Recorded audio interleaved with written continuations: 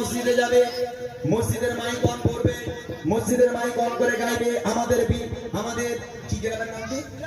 বিরামনগরে অমুকের বাড়ি, অমুকের বাপ, অমুকের দাদা, অমুকের দাদি, অমুকের মা, অমুকের ভাই বোন ইন্তেকাল হয়ে গেছে, জোহর বাদ তার জানাজা দাফন হবে ইনশাআল্লাহ। মুয়াজ্জিন মাইকে হাঁকলো, সারা গ্রামের মানুষ ছোটাছুটি বাঁধাবে, কে মারা গেল দেখ, কে মারা গেল দেখ। কত মানুষ বলবে ই দেখ, এই মানুষটা না কাল আমার পাশে বসে বসে গল্প শুনছিল, জানিস আজ মারা গেল। কত মানুষ আসবে আপনাকে দেখতে, আহা আপনাকে সুন্দর করে গোসল দেওয়া হবে, কাফন পরানো হবে, জানাজা করা হবে। জানাজা হয়ে গেল, খাটিয়া ধরে গোরস্থানে চলে যাওয়া হবে। মেয়েরা তো গোরস্থানে যায় না, তাই মেয়েরা অতটা বোঝে না যে কবর জিনিসটা কি জিনিস। তাহলে আমরা তো যাই ভাই, এত মানুষের দাফন করতে যাই, এত মানুষের মাটি নেই। দেখবেন বিসমিল্লাহি ওয়া আলা মিল্লাতি রাসূলিল্লাহ বলে যখন কবরে শোয়ানো হবে মাইয়াতকে, তারপর বাঁশগুলোকে চাপা দেওয়া হয়। হে যুবক ভাইরা, যাদের নামাজের প্রতি মন মোহাব্বত ভালোবাসা, নামাজের প্রতি তারা সব ভালো করে, যখন বাঁশগুলো চাপা দেওয়া হচ্ছে, তারপর গলা কাঁধা ছাটাই দেওয়া হয়, তারপর দেখবেন ছোট্ট ছোট্ট ছিদ্র দেখতে পাওয়া যায়। এইরকম চোখটা দিয়ে উঁকি মেরে, ওই ছোট্ট ছোট্ট ছিদ্র দিয়ে কবরের তলায় একবার উঁকি মেরে দেখবেন রূহ পর্যন্ত কেটে উঠবে। যেই কবরে কাল আমাকেও যেতে হবে, এত ভয়াবহ কবর, রূহ পর্যন্ত জীবিত অবস্থায় যদি কেটে যায়, সেই কবরে আমি শুয়ে থাকবো সারাটা জীবন। তাহলে আমার অবস্থা কি হবে? আহা, মন কান লেগে ফারিস্তারা নেমে এলো, এসে কি করবে দেখেন,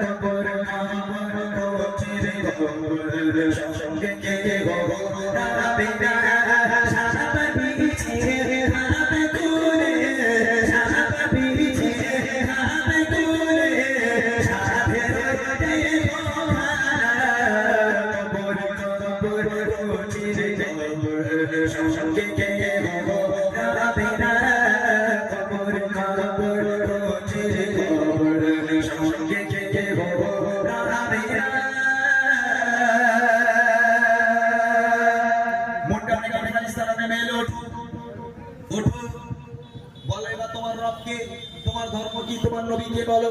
সারা জীবন আয়েশা রামের জিন্দেগি কাটিয়েছো, কখনো মসজিদ মুখো হয়নি, মুয়াজ্জিন 5 বার করে ডেকেছে, একবারও ডাকে সাড়া দাওনি। ইমাম সাহেব জুম্মার দিনে কতবার বলেছে নামাজ পড়ো, যা নামাজ বেহেশতের চাবি, কথা তোমার কানে যায়নি। এবারও তো বলো তোমার রবকে, তোমার নবীকে বলো, তোমার ধর্ম কি বলো।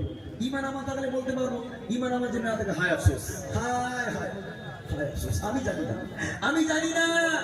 হে ফেরেশতা, তোমরা সামনে আসবে না, দূরে সরে যাও, দূরে সরে যাও, তোমাদের চেহারা দেখে বুক কেঁপে যায়। খবরদার ফেরেশতা, তোমরা সামনে আসবে না, তোমাদের ভাষা বুঝি না, হায় আফসোস, আমি কিচ্ছু জানি না, আমি কিচ্ছু জানি না, সরে যাও, দূরে সরে যাও।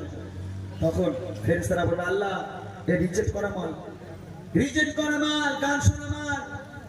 আল্লাহ তাআলা বলে চলে আয়, চলে আয়, তোরা চলে আয়। মুনকার থেকে ফেরেশতারা উঠে গেল। আল্লাহ পাক ডাক দিয়ে বলবে কানা আর কালা, দুই ফেরেশতা ঢোক, যাকে যুক্ত করে। দুনিয়ার বুকে খালি পিকনিক করেছিল, বড় বড় ডিজে বক্স দিয়ে ঘুম ঘুম করে মাটি কাঁপি কাঁপি পিকনিক করেছিল। এখন তোরা যাকে ওরে ডিজে বানিয়ে ওরে লেতো, আর কবরের মাটি কাঁপা আমি আল্লাহ বসে বসে একটু দেখি। আহা, কবরে নাকি সাপ আসবে শুনেছেন? কত মানুষ মনে করে ও ওইরাম সাপ, মাঠে ধান চাষ করতে গেছে কত কামড়ালো, সাপ মরে গেছে আমার কামড়ে। তবে কবরে ওই হেলে সাপ, ডানা সাপ নয়, যে সাপ তোমার কামড়ে সাপ মরে যাবে। কবরের একটা সাপ দুনিয়ার বুকে যদি কোনো একটা জায়গায় নিঃশ্বাস ফেলে, কাল কিয়ামত পর্যন্ত সে জায়গায় সবুজ ঘাস জন্ম নেবে না। এইরকম বিষাক্ত সাপ এক একটা কবরে 99টা করে থাকবে। যাও কাল থেকে নামাজ কাজা করো, নামাজ পড়ার দরকার নেই, যাও আয়েশ আরাম করো। যেদিন মৃত্যু হয়ে যাবে, মারা যাবে যেদিন তুমি, সেদিন বুঝতে পারবে। আজকের বক্তারা, শিল্পীরা, ইমাম সাহেব, মুয়াজ্জিন সাহেব, মুরব্বীরা, বাপ মা এতবার বলে গেছিল, যদি সেই সময় নামাজ পড়ে তওবা করতাম। হে যুবক, তোমাদের ইবাদত আল্লাহর কাছে অনেক প্রিয়, তোমরা তওবা করে আল্লাহর পথে ফিরে এসো।